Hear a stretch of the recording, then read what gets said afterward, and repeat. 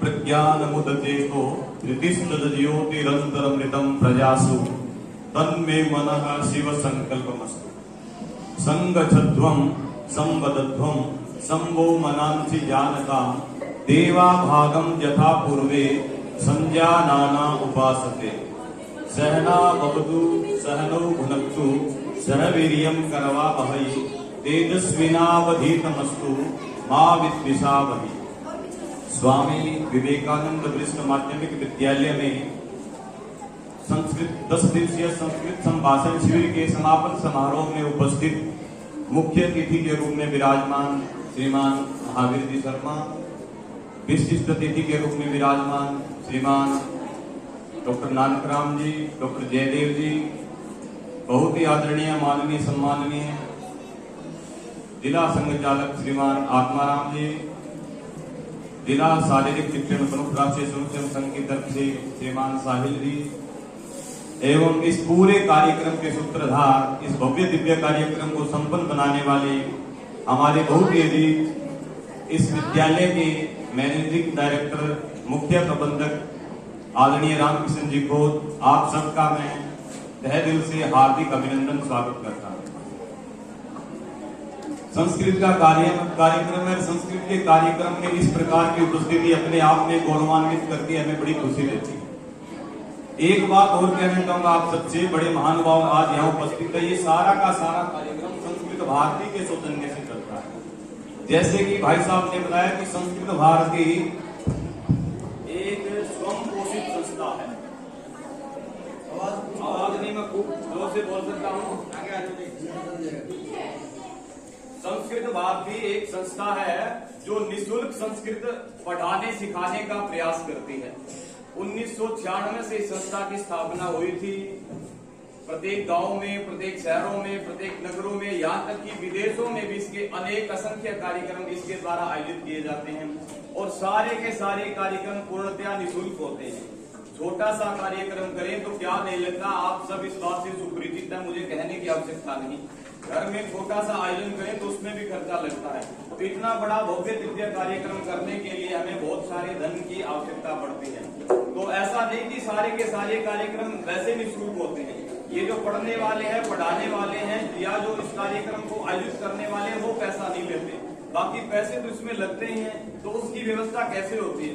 जो इस प्रकार के महानुभाव सज्जन बैठे हैं उनके दान सहयोग से इस प्रकार के कार्यक्रम की व्यवस्था होती है। ऐसी थी तो आप सबसे एक आग्रह मेरा रहता है कि हम दान पुण्य हर एक जगह देते हैं, तो ये भी बड़ी पूरी पवित्र जगह है। यहाँ पर भी समाज का कार्य समझ के, राष्ट्र का कार्य समझ के, देश हित का कार्य समझ के, संस्कृत भाषा के प्रति अपना समर्पण जाहिर करते हुए इसके प्रति भी श्रद्धा भाव से जो कुछ आपसे बनता है वो देने का प्रयास कीजिए। मेरा सादर निवेदन था आपसे। अभी शिविर पहला कहा जाता है कि संस्कृत पंडितों की भाषा है। मैं भी मानता हूँ संस्कृत पंडितों की भाषा है। केवल संस्कृत ही नहीं, कोई भी भाषा ऐसी नहीं जो पंडितों की ना हो, लेकिन यहाँ पंडित का अर्थ भिन्न है। पंडित का अर्थ यहाँ जाति विशेष न होकर के विद्वान व्यक्ति से तात्पर्य है। कोई भी भाषा हम पढ़े वो वही जानेगा, वही बोल सकेगा जो विद्वान है, जो उसको जानता है। इसलिए आज से आपको कहे कि संस्कृत पंडितों की भाषा है तो गर्व से कहना कि हाँ पंडितों की भाषा है, हम भी पंडित हैं। क्योंकि पंडित किसी जाति विशेष के बंधन में नहीं होते। पंडित का मतलब उस भाषा को, उस ज्ञान को जानने वाला सर्वज्ञ विद्वान, वही पंडित कहलाएगा। तो एक तो इस मिथ्या को अपने को त्यागना होगा कि ये पंडित जाति विशेष की भाषा है। क्योंकि अगर जातियों के बंधन में भाषा को, धर्म को, संप्रदाय को हमने बांध दिया ना, तो मित्रों, मेरे प्यारे विद्यार्थियों, भविष्य के उज्जवल होनहारों, वो देश, वो राष्ट्र, वो संस्कृति तरक्की नहीं कर सकती। इसलिए हमें दिमाग से, क्योंकि हमारे संस्कृत इसी बात की तो शिक्षा देती है कि सारे के सारे एक। अभी जैसे मैंने एक श्लोक बोला, संगच्छध्वं संवदध्वं संभो मनांसि जानतां देवा भागम यथा पूर्वे संजानाना उपासते। वो श्लोक ये बात कहता है कि हम सब साथ चले, साथ मिलकर बोले, साथ ही रहें। ऐसा क्यों करें हम? क्योंकि हमारे जो पूर्वज ऋषि मुनि थे जिनका हम आज अनुकरण करते हैं, वो इसी प्रकार का आचरण करते हुए संसार में अमर पदवी को प्राप्त कर गए थे। तो हम भी सबके साथ समभाव रखते हुए, अब विद्यार्थियों आपके लिए समभाव क्या होगा बेटा, आपसे छोटा विद्यार्थी या कई बार भौगोलिक स्थितियां या कई बार आर्थिक स्थितियां ऐसी होती है कि एक बेटे बेटी के पास कुछ संसाधन नहीं होते और दूसरे के पास वो ज्यादा होते हैं, तो उसका ये दायित्व बनता है कि जो बेटा, जो आपकी छोटी बहन भाई जिनके पास पुस्तकों का अभाव है, कोई किसी और चीज का अभाव और आप में वो सामर्थ्य है, तो वो उसको दान करना, ये बात होती है समभाव की।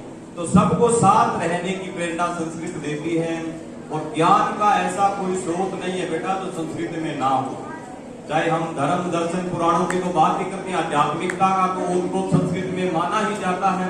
इसके इधर चाहे राजनीति की बात करें, चाहे आर्थिकता की बात करें, चाहे और सामाजिक ग्रंथों की बात करें, सारा का सारा, यहाँ तक कि साइंस टेक्नोलॉजी से संबंधित जितना भी ज्ञान है वो भी संस्कृत में संग्रहित है। उसका तो आपने यहाँ प्रस्तुतिकरण भी देखा, जैसे वैद्यवाड़ा देखा आपने, तो वैद्य तो हमारे डॉक्टर आज एलोपैथी और आयुर्वेद में जन्म छिड़ी हुई है, लेकिन आयुर्वेद आज भी सबसे पुरातन है। हम एलोपैथी के विरोधी नहीं, लेकिन आयुर्वेद में सब ज्ञान का भंडार परिपूर्ण रूप से समाहित है बेटा। और आपने ये देखा भी होगा, हमारे तो यहाँ पानी पीने के भी नियम है, जैसे अभी सबने बताया कि सुबह सुबह क्या करना चाहिए, पूरी दिनचर्या किस प्रकार चले, ये संस्कृतज्ञ अच्छी प्रकार जानता है। जो उसके अनुरूप आचरण करता है बेटा, वो सामाजिक पैमाने में भले ही कामयाब आदमी बने ना बने, भले ही नौकरी लगे ना मिले, लेकिन कभी आपसे बात करने का मौका मिले ना अपने आप से 10, 20, 50 साल बाद, तो ये संतुष्टि जरूर रहती है कि मैंने जीवन में कुछ भी गलत नहीं किया, मैं सही आचरण में था, सही मार्ग में था, मेरे द्वारा कोई भी कुछ आदत नहीं किया गया। क्यों? क्योंकि संस्कृति ये हमें सिखाती है। जैसे सबसे पहले उठते धरती माता को प्रणाम हमारे पूर्वज बड़े बूढ़े करते थे, आज भी जैसे बाबूजी जैसे बैठे हैं सुबह उठ के धरती चुचकाते हैं, लेकिन अपने हम हंसते हैं क्योंकि आज की पीढ़ी ये बातों को जानते नहीं। आपका दोष नहीं, ये सारा का सारा दोष शिक्षा प्रणाली का है, क्योंकि शिक्षा हमें दिखाती है रोटी कपड़ा और मकान। रोटी कपड़ा और मकान तो बेटा चोर डाकू लुटेरे सबके पास होते हैं, क्या हमें उस जैसा बनना है, लेकिन संस्कारों की जो बात करें वही शिक्षा है। क्या हमारी तीन चीजें होती है बेटा, एक होती है प्रकृति, एक होती है विकृति, एक होती है संस्कृति। हमारी प्रकृति है बेटा कि हमें भूख लगती है, सबकी प्रकृति है कि भूख लगती है और भूख लगने पर भोजन की आवश्यकता होती है। और संस्कृति हमारी क्या कहती है कि मिल बांट के खाओ, ऐसा नहीं कि मेरे को भूख लगी मैंने 2 रोटी खा ली लेकिन 10 का संग्रह कर लिया कि 2 दिन बाद खाऊं। ऐसी हमारी संस्कृति नहीं। हमारी संस्कृति की मेरा भी पेट भरे, मेरे आश्रित जो लोग हैं उनका भी पेट भरे। जबकि विकृति क्या है कि मैं तो खा लूं बाकी समाज भूखा रहे, ये होती है विकृति, जो कि हमारी संस्कृति में कभी थी ही नहीं, कभी सोचते भी नहीं थे हमारे बुजुर्ग। लेकिन शिक्षा का ऐसा दुष्प्रभाव हमारे समाज के सामने प्रकटित हुआ कि आज सारे की सारी व्यवस्था बिगड़ी हुई है। और हमें तो बड़ा अजीब लगता है बेटा, जैसे अभी हम तो संक्रमण काल में, संक्रमण काल सोचते हो ना, हमने बिना फोन के भी जिंदगी देखी है, फोन वाली जिंदगी भी जी रही, तो हमें तो इस फोन में आप रमे रहते हो ना, बड़ा अजीब लगता है।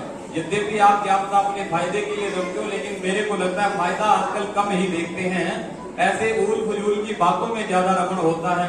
तो इस फोन से भी नशा कोई चीटा ही नशा नहीं होता, हमें पूरी कोई आदत है ना, वो सारे के सारे नशे हैं। चाहे फोन की प्रवृत्ति हो, चाहे कार्टून देखने की प्रवृत्ति हो, चाहे इधर उधर घूमने खेलने की प्रवृत्ति हो, किसी भी चीज की हम में अति है तो यूं समझो कि वो हम में एक गलत आदत का विकास है, वो हम में नशा है। और उसको दूर करने के सारे उपाय संस्कृत देती है। सुबह उठते धरती को प्रणाम करना, उसके बाद हाथों को देखते हुए, जैसे सबने बताया था, कराग्रे वस्ते लक्ष्मी कर मध्य तु सरस्वती कर मूले स्थितो ब्रह्मा प्रभाते कर दर्शनम। आज भी अपने माता पिता बुजुर्ग घर में दादा दादी है तो उनको देखना आत्मसल के वैसे देखते हैं, तो वो इस बात का प्रतीक है कि हमारा शरीर ही, क्योंकि धर्म कोई दूसरी जगह से आता नहीं।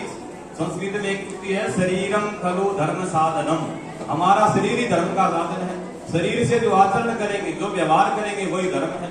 धर्म क्या है? धार्यते अनेन इति धर्म है, जिसे धारण किया जाता है वही धर्म है।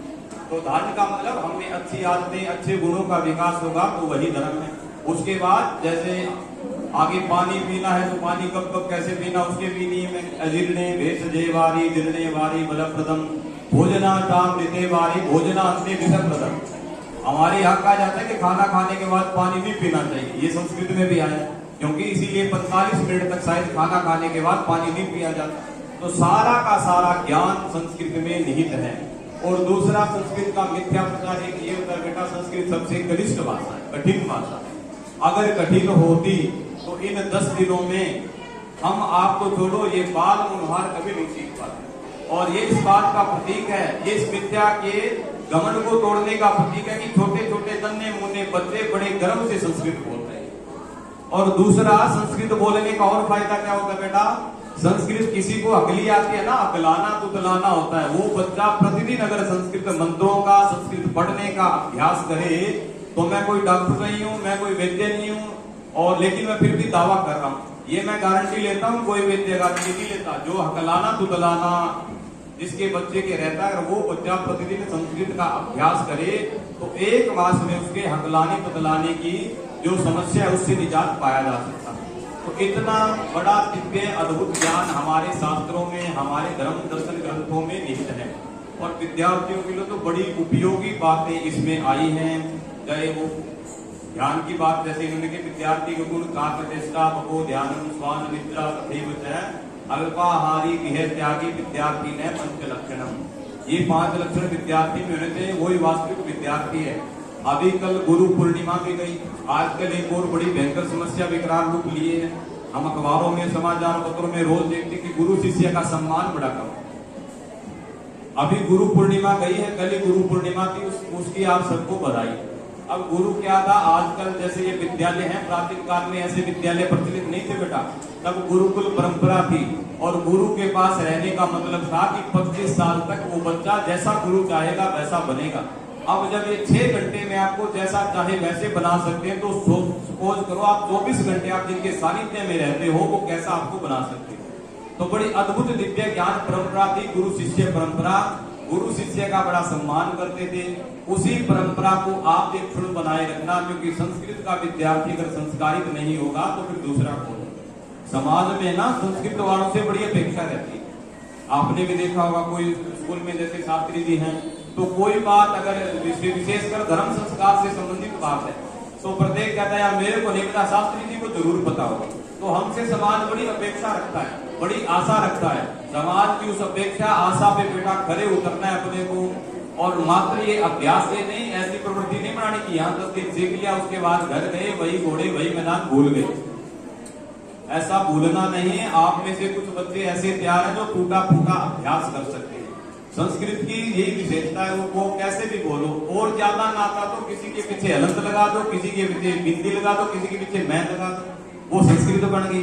क्योंकि लगभग जैसे सर ने बताया 70% शब्द संस्कृत में। अब जैसे खाज, अभी बोला खाज, अब खाज हम तो सोचते हैं किसमें होगा, खाज हमें तो लगता था हमारी भाषा का शब्द, लेकिन वो संस्कृत का है। इसी तरह हम सामोपान कहते हैं बागड़ी में, सामोपान मतलब बहुत सारा, तो वो भी संस्कृत का शब्द है सामोपान। हु को उसका अर्थ है बहुत सारा।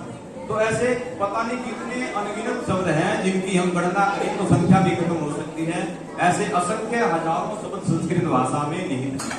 तो न केवल ये मृतप्राय भाषा है बेटा, जो कि कागजों में जिस प्रकार से वर्णन इसका किया गया है, अपितु इसको बोलें, इसको पढ़ें, इसका चिंतन मनन करें तो हम एक अच्छे सुसंस्कृत नागरिक बनने का दावा हम ठोक सकते हैं कि मैं कुछ और ना करूं, लेकिन जीवन में ये उपलब्धि मेरे पास अवश्य है कि मैं अच्छा नागरिक हूं। क्योंकि संस्कृत का मतलब ही होता है बेटा संस्कारों की भाषा।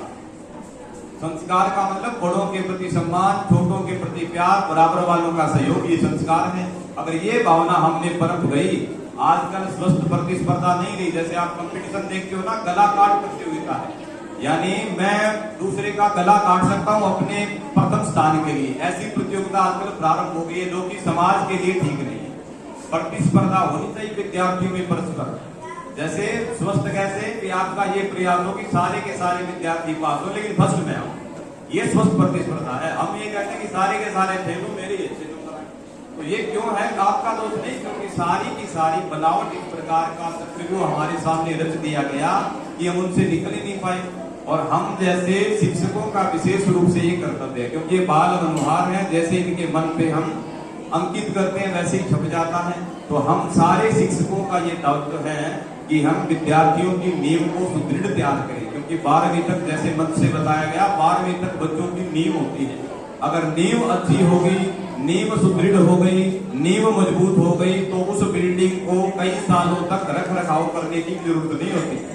इसलिए प्रत्येक शिक्षक का, इसीलिए कहा जाता है कि अध्यापक राष्ट्र का निर्माता है। इसीलिए कहा राष्ट्र कोई और नहीं, राष्ट्र आप जैसे युवाओं से ही राष्ट्र बनता है बेटा। और दूसरा, रामकिशन जी का विशेष धन्यवाद, क्योंकि प्राइवेट स्कूल आपने देखे, प्राइवेट स्कूलों के बारे में आज तो मैं वैसे तो पहले तो सत्य मानता था, लेकिन आज मैं तो मिथ्या ही कहूंगा कि प्राइवेट स्कूलों में इस प्रकार की संस्कारों की शिक्षा नहीं होती, ये मैं मानता था पहले, लेकिन आज मैं भी झूठा पड़ गया हूं जब आपको इस प्रकार का प्रयास करते हुए रामकिशन जी के द्वारा देखा, तो मेरे को लगता है कि ये एक प्रकार की ये मिथ्यता ही प्रचलित है कि प्राइवेट स्कूलों में संस्कार नहीं होता। हाँ, ये सत्य बात है बेटा कि बिरले ही प्राइवेट स्कूल होते हैं जहाँ इस प्रकार के संस्कारों की शिक्षा दी जाती है। उन बिरले स्कूलों में आपके स्कूल का नाम है, तो आपके स्कूल के लिए भी मैं जोरदार तालियां आपसे चाहूंगा। इस प्रकार के संस्कारों की शिक्षा समय एवं गर्मी को देखते हुए आपका ज्यादा समय नहीं